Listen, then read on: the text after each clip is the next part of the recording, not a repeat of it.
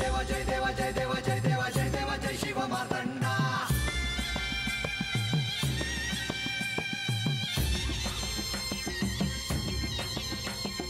जय देवा जय देवा जय देवा जय देवा जय देवा जय शिव मार्तंडा.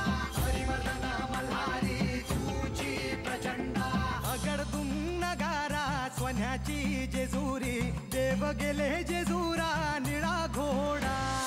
अगडदुम नगारा सोन्याची जेजुरी देव गेले जेजुरा निळा घोडा. पाव में तोडा कमरी कर कोटा बिहिर मस्तकी तुरा.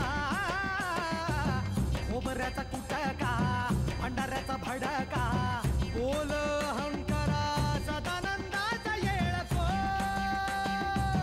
सदानंदाचा येळकोट.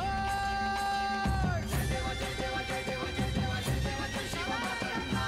जय देवा जय देवा जय देवा जय देवा जय देवा जय शिव मार्तंडा. हरिवर्धन मल्हारी तुझी प्रचंडा. जय देवा जय देवा जय देवा जय देवा जय देवा जय शिव मार्तंडा. हरिवर्धन मल्हारी तुझी प्रचंडा.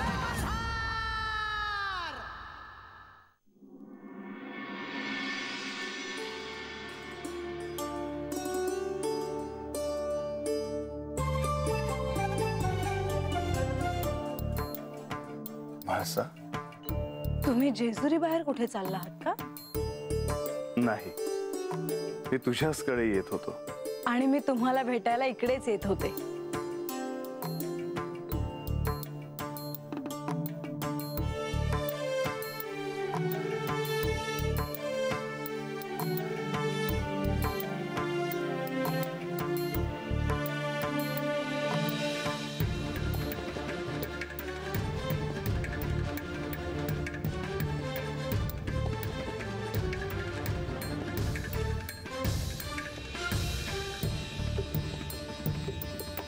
म्हाळसा, गडावर नारद मुनी आले होते, ते तुला भेटले का? देवी, आपण भव्य सारीपाटाचा डाव मांडा आणि त्यात त्यांना पराभूत करा. श्री खंडेरायांना तुम्ही तुमच्या वचनात बांधून ठेवू शकता. सारांश, त्यांच्या आयुष्यातून तुम्ही बानूला कायमच दूर करू शकता. यांना सांगावं का नारद मुनींनी मला काय सांगितलं ते? का त्यांच्या मनात काय आहे हे आधी समजून घ्यावं. म्हाळसाला सारीपाटाच्या खेळाबद्दल थेट विचारावं की तिने विषय काढण्याची वाट पाहावी.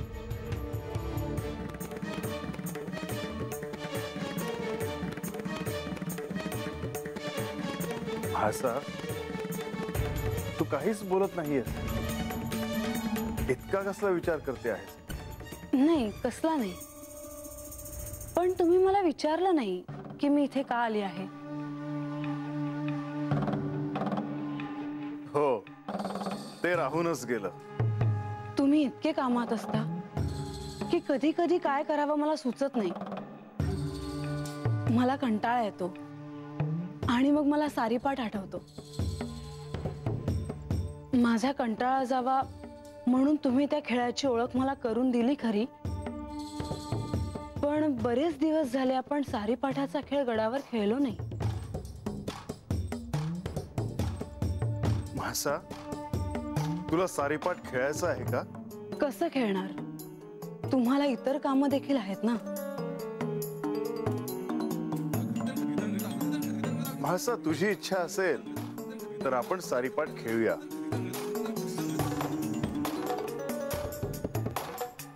म्हणजे मला सारीपाट खेळायचं आहेच, पण माझ्यामुळे तुमच्या कामात व्यत्यय येणार नसेल तरच. नारद मुनींनी जसं मला सारीपाटाबद्दल सांगितलं तसं यांना तर सांगितलं नसेल ना. नारद मुनी, तुम्ही तुमचं काम व्यवस्थित पार पाडलं आहे.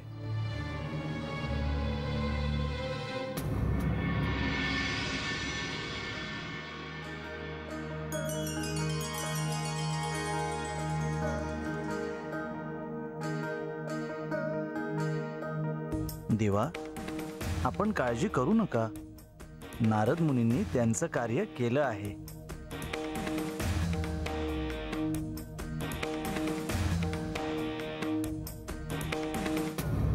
कधी आलात? जेव्हा तुम्ही कुठल्या तरी विचारात गढून गेला होता. कसला इतका विचार करत होता? काही नाही. गडावर बऱ्याच दिवसात सारीपाटाचा डाव रंगला नाही असे म्हाळसा म्हणत होती.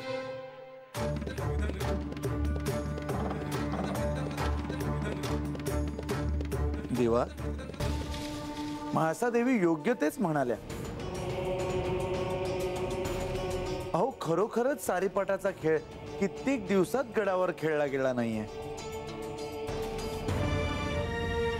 माझ्या हट्टासाठी यांनी सारीपाट खेळावा असं नाही वाटत मला.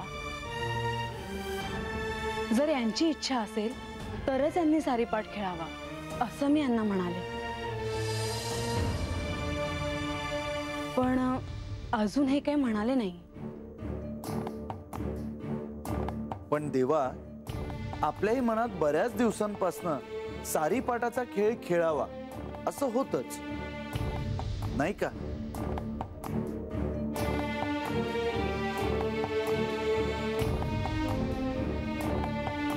आपल्यालाही सारीपाट खेळावासा वाटत आहे.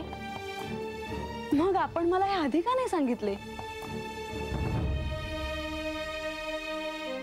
मी तुझ्या मनात काय चाललं असेल याचा विचार करत होतो.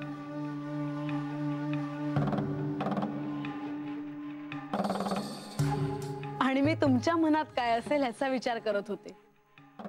म्हणजे आता जेजुरी गडावर पुन्हा सारीपाटाचा डाव रंगणार तर? होय म्हाळसा, आता लवकरच आपण सारीपाटाचा खेळ खेळूया. शुभस्य शीघ्रम. परंतु देवा, म्हाळसा देवी उत्तमरित्या सारीपाटाचा खेळ खेळतात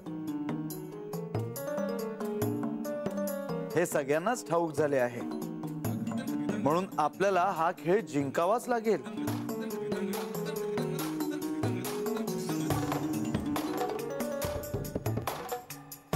या आधी जो खेळ झाला त्यात म्हाळसा देवींची थोडक्यात हार झाली होती.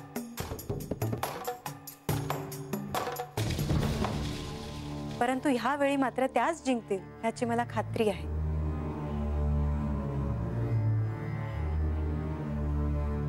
होय, या वेळेचा सारीपाटाचा खेळ मला जिंकायचाच आहे.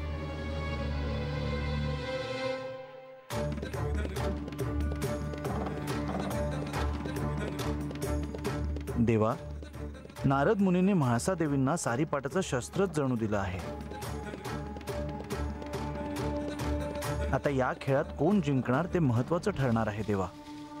कारण त्या जिंकण्यावरच बाणाईचं भवितव्य अवलंबून आहे. प्रधानजी, पार्वतीच्या वचन पूर्ततेसाठी हा खेळ देखील मलाच जिंकावा लागणार आहे. मी हा खेळ जिंकणार आणि बानूकडे जाणार.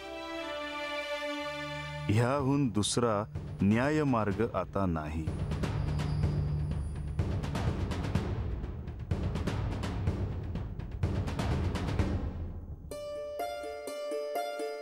प्रणाम देवा.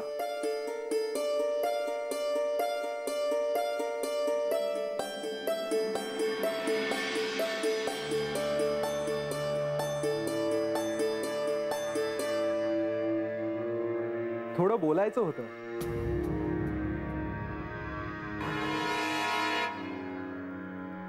बोलावे. मुख्य प्रवेशद्वाराजवळ अतिथी आले आहेत.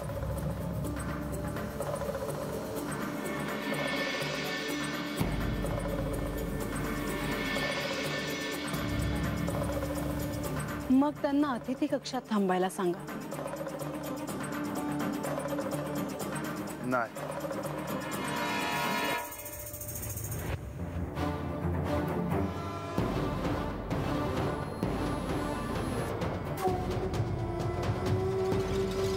आपल्याला त्यांना भेटायला जावं लागेल.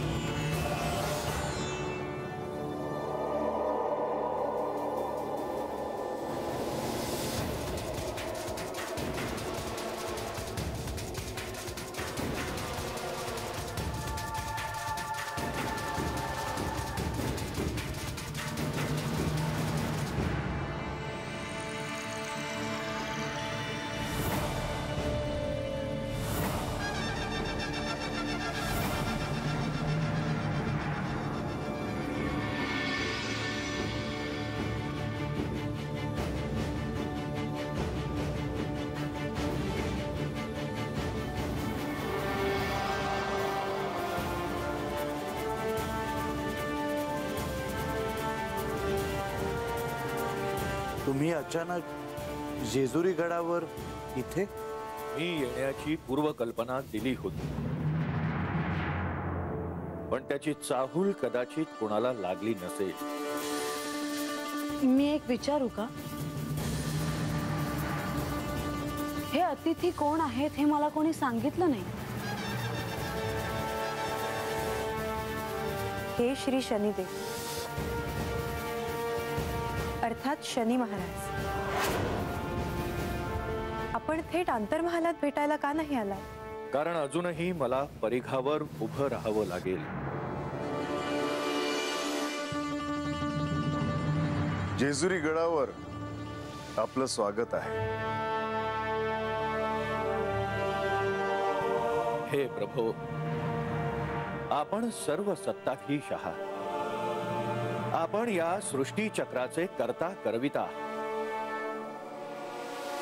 आपण स्थापित केलेल्या नियमाप्रमाणे मी माझे कार्य करतो आहे. मी जेजुरी गडावर येण्याचं कारण आपल्याला कळलं असेलच. मी आपल्या आणि श्री म्हाळसा देवींच्या परिघात प्रवेश केला आहे.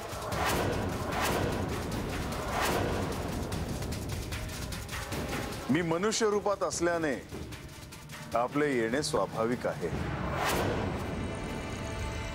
यानंतर जे काही घडेल ते सृष्टी चक्राच्या नियमाप्रमाणेच असेल. सर्व सृष्टीसाठी जे नियम आहेत त्यानुसारच आपण आपले कार्य करावे. माझ्यासाठी वेगळे नियम कसे लागू होतील? तेव्हा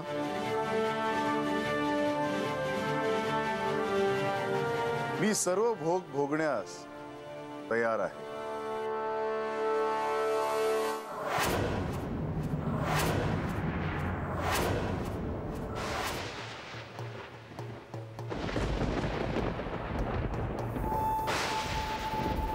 आज आभाळात इजा का कडाडत्यात? आभाळ बी भरून आलं हाय. देवा कुठं हायसा? पुढं काय होणार आहे?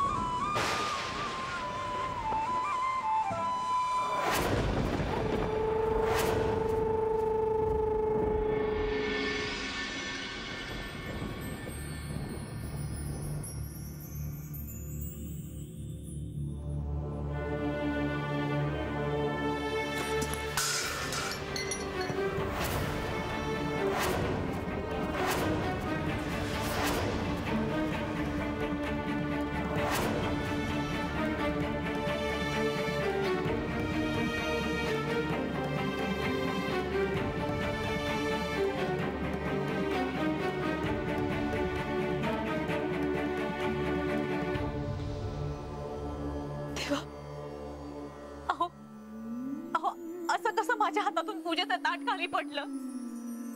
दुसरं तिसरं काही नाही, हा नक्की अपशकुन आहे. आता आता समोर कोणतं अरिष्ट उभं आहे देवास ठाऊक. अहो असा कोणताही समज करून घेऊ नका. आपण जाऊ द्या. सेवकांना बोलून ही जागा स्वच्छ करून घ्या आणि पुन्हा एकदा पूजेचे ताट तयार करा. अहो आज घरात कोणीही सेवक नाहीये, त्यांना बाहेर पाठवलंय.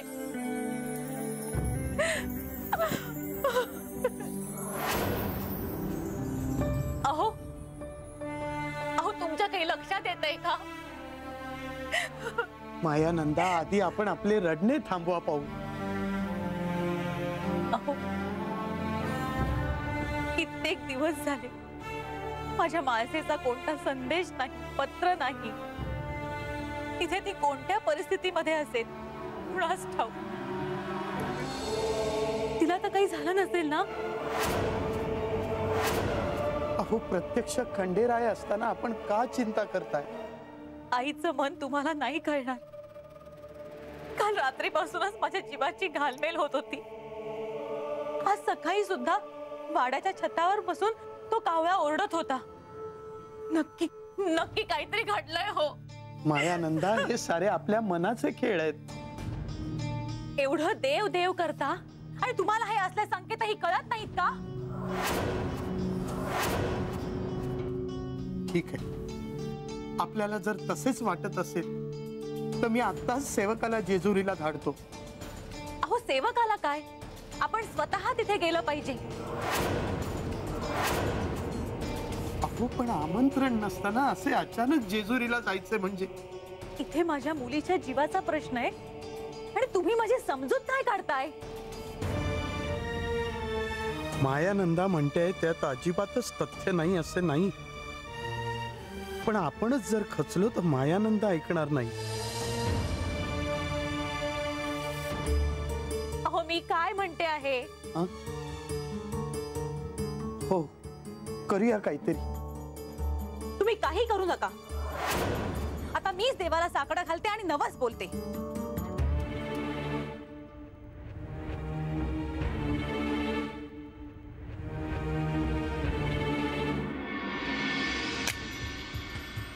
नारायण नारायण. खेळ सुरू झाला. हा खेळ आधी अनंत काळापासून सुरू आहे. हा खेळ शकून अपशकुनाचा, शुभ अशुभाचा, भय अभयाचा, स्मृती विस्मृतीचा, श्रद्धा अश्रद्धेचा, ज्ञान अज्ञानाचा आणि आस्तिक नास्तिकतेचा, मोहमायेने नात्यात अडकलेल्या जीवांचा, ज्यांच्या पोटी साक्षात श्री पार्वती देवींनी श्री म्हाळसा देवींच्या रूपाने जन्म घेतला, त्या माता पित्यांनाही मोहमायेने विसर पाडला आहे. ही शिवलीला जी स्वतः चंडिका, कात्यायनी, भुवनेश्वरी, दुर्गा, शिवा, तिची चिंता वाहणारे तुम्ही कोण भागी? शरीराने त्यांनी पिंड दिला म्हणून ती तुमची होत नाही.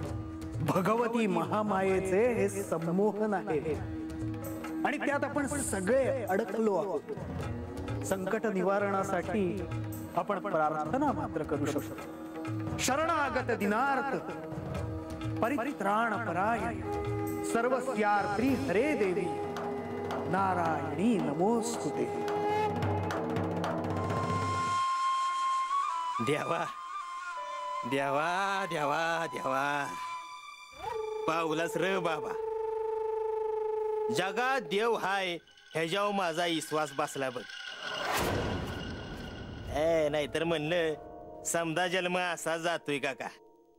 बर काय नाही, पावलाच बाबा, पावलाच र.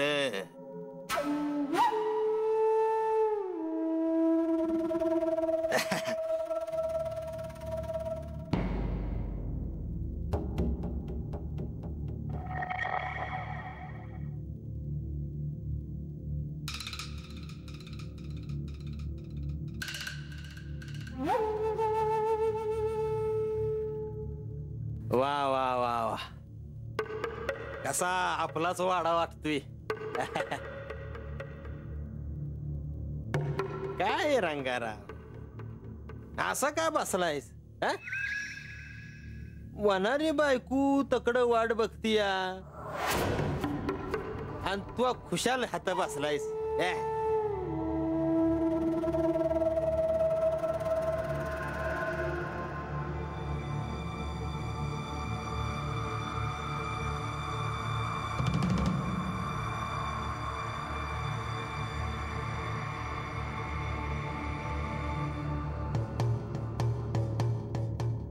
बानू,